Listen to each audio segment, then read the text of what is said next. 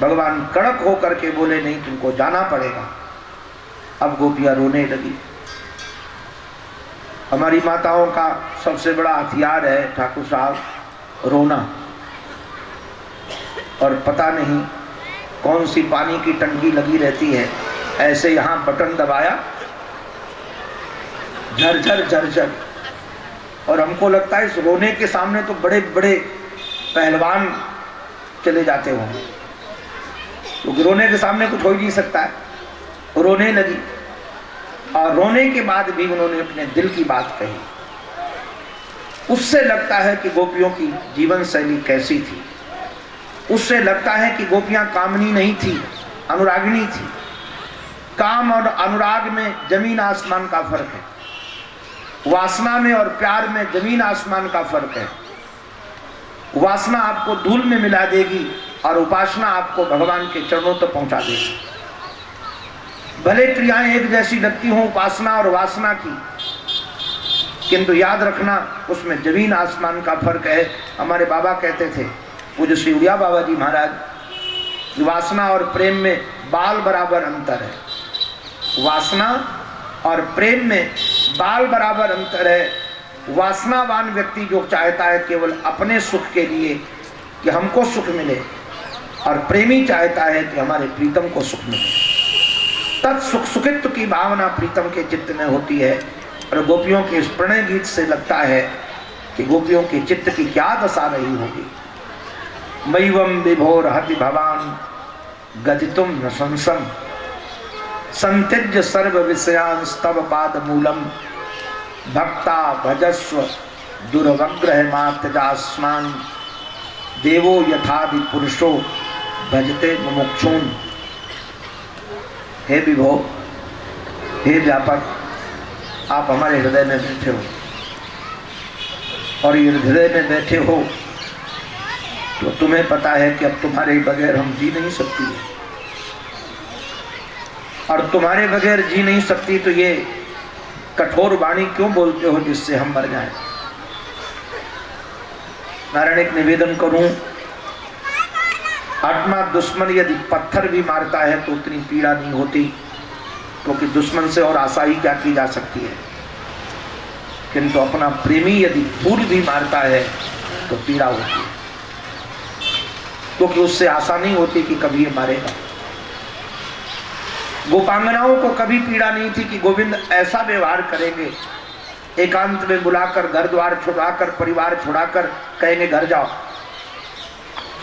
गोपियों ने कहा, जीवन धन एक बात कहूं, हम तो संसार से नाता तोड़ कर आई हैं और संसार से कुछ सुख नहीं चाहती। और कन्हैया, कान खोलकर सुन लो, हम कोई तुमसे पति का सुख लेने नहीं आई हैं, पति हमारे घर में है। तुमसे बच्चे का सुख लेने भी नहीं आई, बच्चे हमारे घर में हैं। हमारा घर परिवार, कुल परिवार सब भरा पूरा था, तो फिर क्यों आई हो? हम सुख लेने नहीं आई हैं, हम सुख देने आई हैं। भक्ता भजस्व दुर्वग्रह मात्यजास्मान, देवो यथादि पुरुषो भजते मुमुक्षून्। इस प्रणय गीत को सुनकर भगवान रीझ गए और यथार्भकः स्वप्रतिबिंब विभ्रमः, जैसे कोई बालक अपने ही प्रतिबिंब को देखकर नाचे, श्याम सुंदर गोपांगनाओं के साथ नाचने लगे। गोपियों के अंग प्रत्यंग का संस्पर्श करते हैं। उत्तम भयन रतिपतिम रमयान चकार, काम स्तंभित हो गया, नहीं आ सका। गोपियों के अंग प्रत्यंग का स्पर्श करने के बाद भी न गोपियों को काम आया और न श्री कृष्ण को काम आया।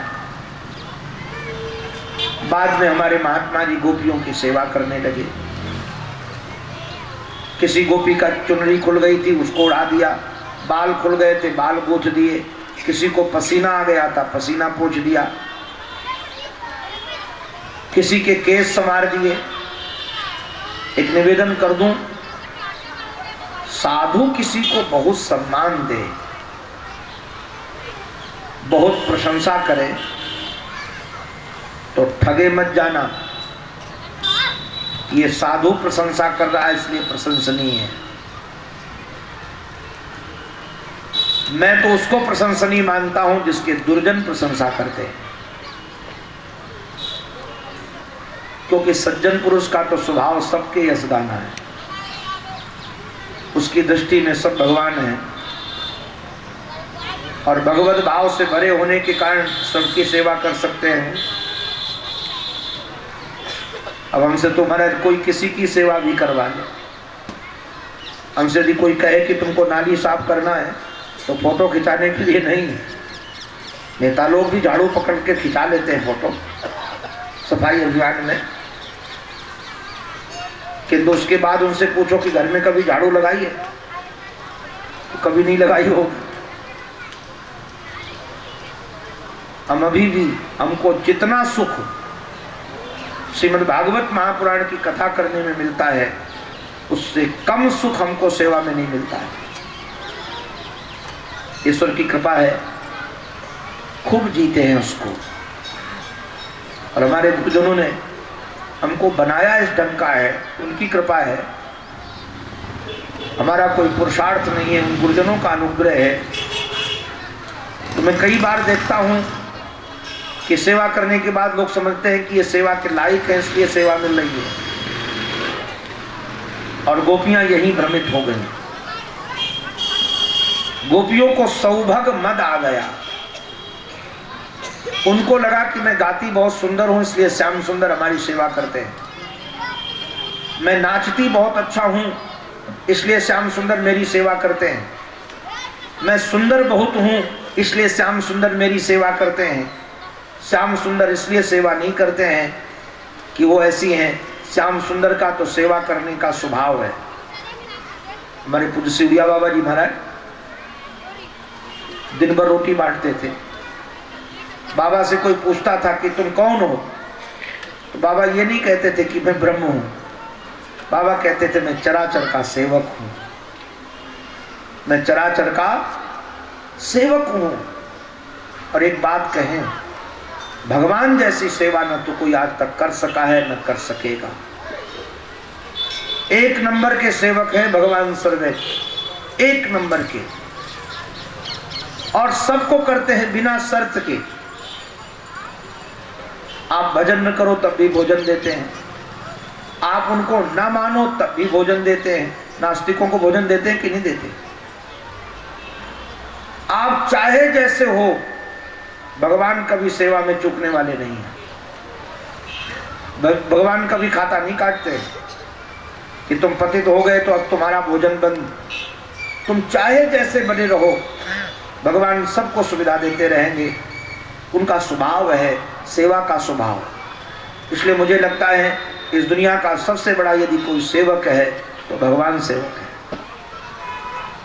किंतु यदि किसी को अभिमान आ जाए तो भगवान को पसंद नहीं है। मैं कई बार लोगों को बम्बई की भाषा में कहता हूँ, वो बम्बई में जब मैं पहली बार गया तो भोजन करने बैठा तो पूछा गया दाल चलेगी, रोटी चलेगी। मैं सोचने लगा रोटी भी चलती है क्या? बाद में पता चला कि लेने अर्थ में है। तो मैं कई बार लोगों को कहता हूँ आप कामी हो, भगवान के दरबार में चलोगे। आप क्रोधी हो, भगवान के दरबार में चलोगे। एक से क्रोधियों को भगवान ने गले से लगाया है।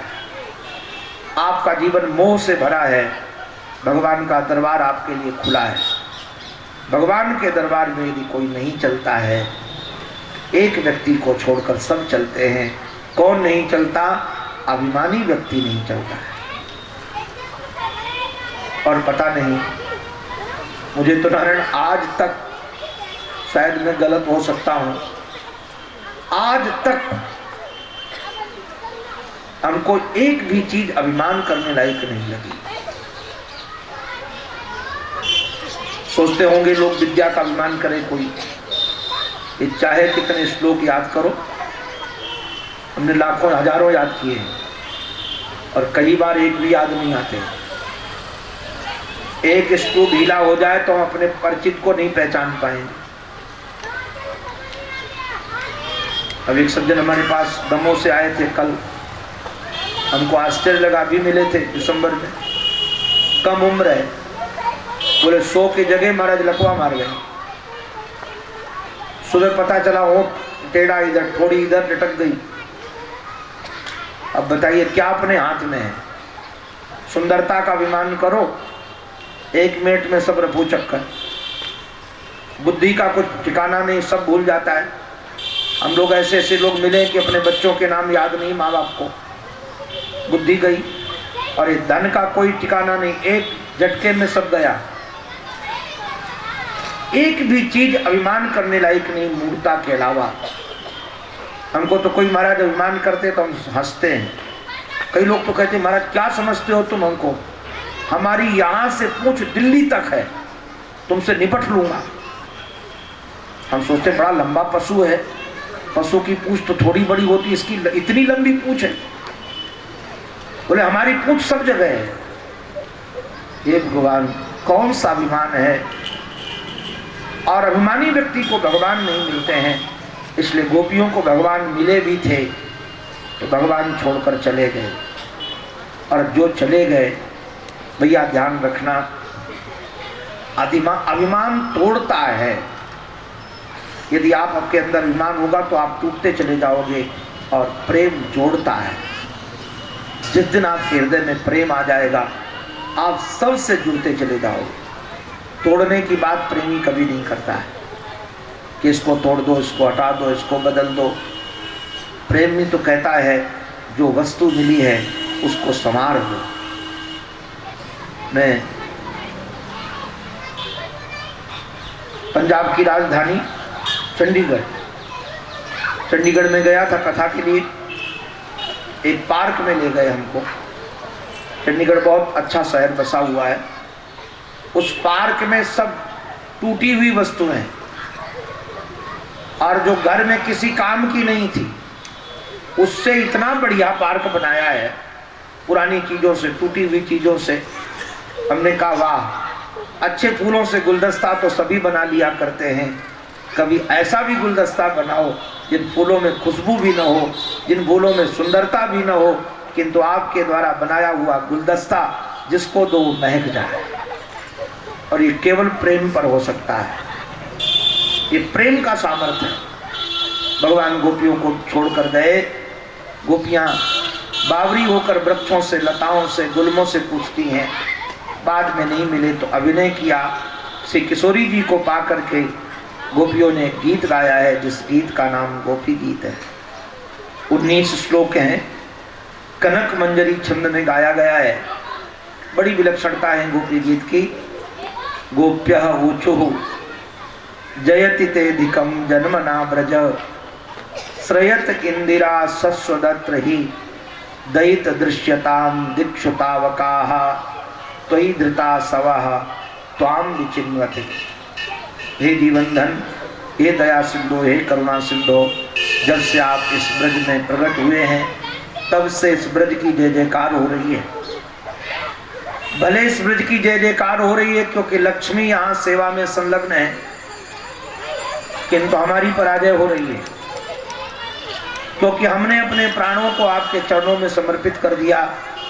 तो ही धृता सवः, और हम तुम्हें खोज रही हैं। त्वाम विचिन्न थे, हे जीवन धन, हे प्राणेश्वर, हम तुम्हारी बिना शुल्क की दासिका हैं।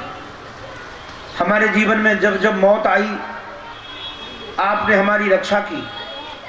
हे प्रीतम, अब ये विराग्नि हमको जला रही है, हमारी रक्षा करो। बाद में कहती न खलु गोपिका नंदनो भगवान, अखिल देहि नाम अंतरात्म दिक, विखन सार्थितो विश्वगुप्तये, सख उदयवाम सात्वताम कुले। बाद में तो भागवत की ये मधुर लीला, जिस कथा की महिमा गोपियां गाती हैं, तब कथामृतम तप्त जीवनम कवि विरीडितम कलमशापहम, श्रवण मंगलम श्रीमदाततम, भोवि गृह्णन्ति ते भूरिदा जना। भगवान गोपी गीत को सुनकर मैं प्रविष्ट नहीं हो रहा हूँ क्योंकि मेरे पास आधा घंटा है और आधा घंटा में हमको रुक्मिणी ब्याह भी करना है। इसलिए ये तो हम आपको जैसे दुकानदार के पास आकर के कोई व्यापारी सैंपल देता है, अच्छा लगे तो फिर ऑर्डर दे देना, ऐसे एक श्लोक सुना दिया है। कभी सुनने का मन हो तो 7 दिन तक केवल गोपी गीत सुनो, क्योंकि गोपी गीत बहुत रसीला है और ऐसे न सुन सकते हो। हमने तो कई दिनों तक गोपी गीत, 7 दिन का भी गोपी गीत कथा की है, इंटरनेट में वो भी उपलब्ध है। ठाकुर जी की कृपा से आजकल यंत्रों के माध्यम से एक एक श्लोकों की जो व्याख्या हुई है। अभी हमारी 5 दिन की कथा थी गुजरात में, गोपी गीत पर 4 घंटे और 5 ही श्लोक हो पाए हैं वहाँ, 19 में ज़्यादा नहीं हो पाए, क्योंकि इतने रसीले भाव हैं। अब ये सप्ताह के क्रम में तो सब परश नहीं लिया जा सकता है। आत्मा रामो प्यरी रमत, आत्मा राम जैसे अपनी आत्मा के साथ रमण करता है, वैसे गोपियों के साथ भगवान नृत्य करने लगे। वैसे शास्त्रीय नृत्य में हल्लीसक नृत्य है। ये हल्लीसक नृत्य की विशेषता होती है, नायक एक होता है और नायिकाएं अनेक होती हैं, किंतु वह ऐसे प्रगल्भता के साथ नाचे कि सबके साथ नजर आए। अकेला नायक एक नायिकाओं के साथ नाचे। अंगना मंगना मंतरे माधवो माधवम माधवम चांतरे नांगना। भगवान एक गोपी एक कृष्ण, एक गोपी एक कृष्ण, ऐसे बन करके। वैसे तो कई इसमें गोपियों के श्री ठाकुर के जो प्रश्नोत्तर हैं वो भी बड़े रसीले हैं, किंतु समयाभाव के कारण मैं उसमें जा नहीं रहा हूँ। ये नारायण 6 महीने की रात्रि हुई और जब गोपियाँ गईं अपने घर में तो एक गोप को भी नहीं लगा कि हमारी गोपी हमसे दूर हुई। ये रास की विशेषता है। और कहते हैं कि जो इस रास का चिंतन करता है उसका हृदय रोग समाप्त हो जाता है। अचिरेण धीरा। बाद में वर्णन के भगवान एक बार देव यात्रा में निकले और अंबिकावन में जाकर आराधना की। रात्रि में बाबा के पैर को अजगर पकड़कर ले गया। देखो भाई, ध्यान रखना, कई लोग सोचते हैं कि भजन करो तो भगवान घर में किसी को मरने नहीं देंगे, या भजन करो तो घाटा नहीं होगा, या भागवत की कथा सुन लो तो कोई रोगी नहीं होगा। ये कुछ भी रुकने वाला नहीं है। जिसको जब मरना होगा तब मरेगा, जब घाटा होना होगा घाटा होगा। और याद रखना, जिसको जब रोगी होना होगा रोगी होगा। तो भागवत सुनने से क्या होगा? भागवत सुनने से यही होगा, घटना चाहे जैसी घटे किंतु नारायण हमारे हृदय में दुख नहीं होगा। कल हम लोग नर्मदा में स्नान कर रहे थे, एक छोटा सा बच्चा था, कैसा भैया का था। तो जब स्नान करने लगा वो, तो उसके चाचा ने कहा कि घड़ी उतार लो। पहले चश्मा उतार कर ही घुस रहा था नर्मदा में, भूल गया था चश्मा उतारना। तो चाचा ने कहा चश्मा उतारो, चश्मा उतार दिया। फिर कहा घड़ी उतारो, तो बोले घड़ी उतारने की जरूरत नहीं, घड़ी वाटर प्रूफ है, उसमें पानी नहीं जाएगा। याद रखना, जैसे घड़ी वाटर प्रूफ होती है तो चाहे कितने गहरे पानी में जाओ उसके अंदर पानी नहीं जाता है, वैसे कथा सुनने से, सत्संग करने से, भजन करने से अपना अंतःकरण दुख प्रूफ हो जाता है। घटना चाहे जैसी घटती रहे, आपके हृदय में उसकी पीड़ा नहीं होगी। घटना नहीं बदलेंगी, ये नहीं कि पानी में घड़ी गिरेगी, नहीं गिरेगी यदि सावधान